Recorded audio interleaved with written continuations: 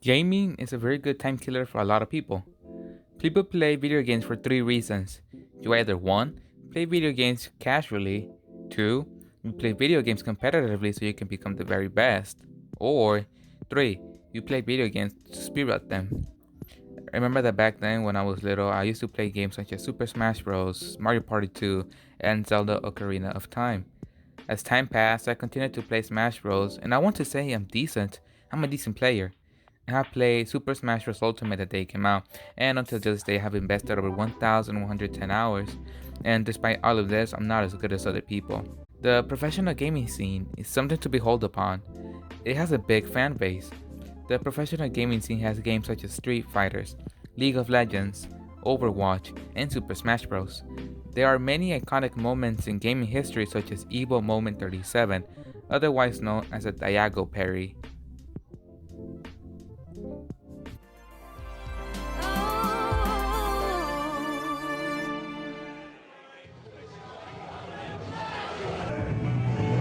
Rare footage of Daigo actually angry. Justin's turtle style. Overcome Rao. Now on the verge of putting Daigo down. 1-0.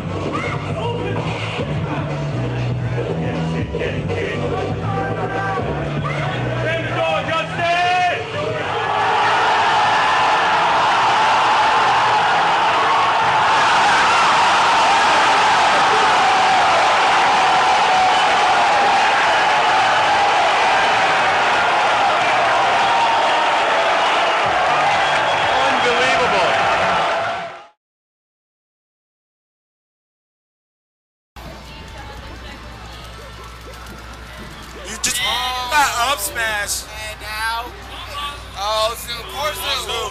Happy feet, wombo combo. That ain't Falco. That ain't Falco. Oh, oh, oh,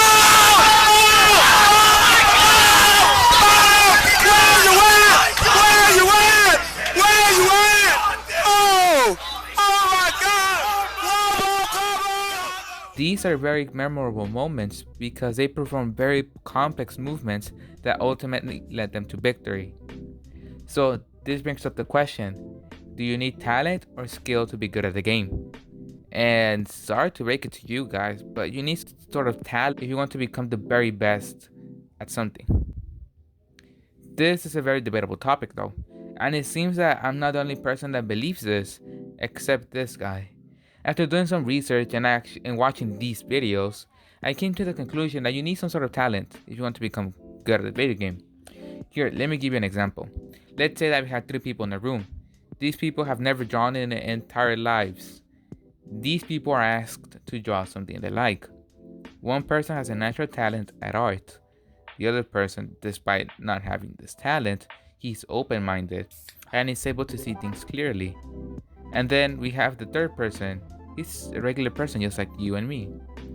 Once everyone is done, they will show different paintings and drawings with the skill gap between them. One is really good. That person didn't even try, and yet he managed to make something really complex and hard. His natural talent made this possible. Then the second person also made a nice drawing. Even though it wasn't as good as the first one, it's still really good.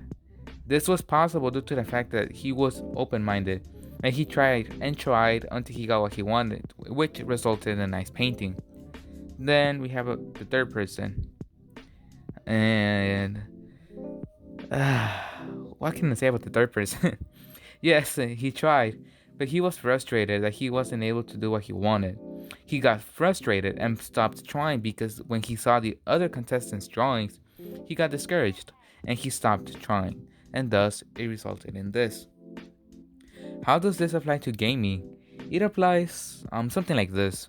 Okay, let's say on the left we have a person with an item that allows him to have double the XP, and on the right side we have another person, but he doesn't have this item. The item represents a talent that person may have. Now, for every hour that passes, the 2 people will receive 5 experience points. Now, if they play for 100 hours at a certain game, the person with that item will have 1000 XP points, while the other person will only have 500 XP points. Now, if you make them go toe to toe, one will be more skilled than the other, because he has a better grip of the game mechanics than the other person.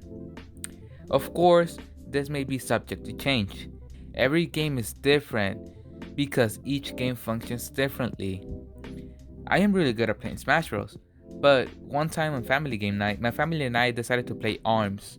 And you might be thinking, since he's so good at gaming, he's clearly gonna win everyone because he's like very experienced at video games, right?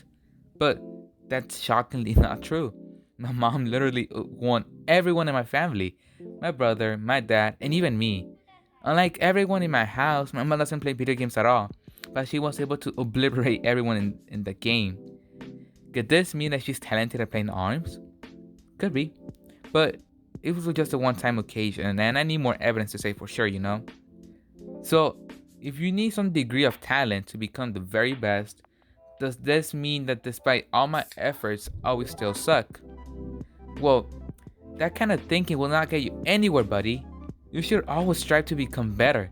Refine your skills, try something new, watch tutorials or how you can improve constantly, and most importantly, have a healthy mindset. This video does a very good job at explaining how you can become good at something. So here's the main ideas of the video. When it comes to video games, there are two types of people: low responder and high responder. Low responder means that you respond low when you're exposed to something. This means that you have a harder time learning something compared to other people. A high responder means that a person can grasp something quicker than a regular person. Now, there's a thing called a baseline. A baseline is how trainable someone can be. If you have a high baseline, then that means that you have a good potential at becoming good at something, while having a low baseline means that you're limited at how good you can be at something, regardless of how much you train. Unless you're Goku.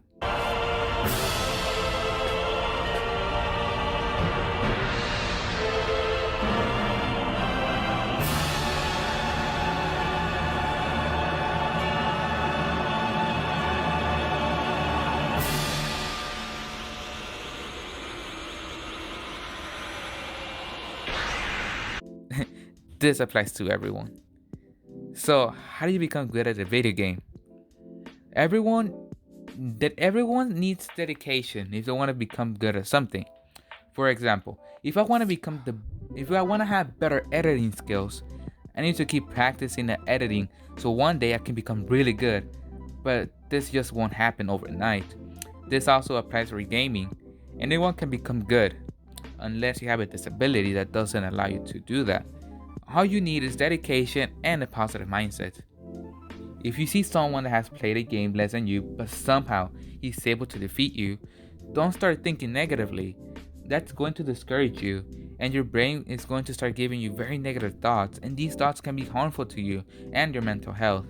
Instead, say to yourself, wow, he's really good. I'm gonna ask him how he got really good. And you may learn a thing or two. A common mistake everyone does is that at some point they will get comfortable with their skill and they won't try to improve. But when they lose, they get all mad and wonder, why am I not good? So always strive to become better and train. When you train, use your time wisely. Don't just train mindlessly. Sometimes you need to adapt and look at how you're playing. Try to get over your bad habits and adapt to the current circumstances. Try to outsmart your opponent. The best gamers always try to be one step ahead of the game. Your attitude also influences how you can interact with people and how you play the game. If you have a very negative attitude, then chances are that you're not going to be thinking clearly, which means that you're going to struggle if you want to win a game. Things outside video games have an influence on how you can interact with things. So now, what do you need to become a professional gamer and rise to the top? You need natural talent, you need dedication, you need a positive mindset, and you need to adapt. This may sound a little cliche, but it's true. So don't get discouraged. So now, go ahead and start training for your next tournament. You will need it.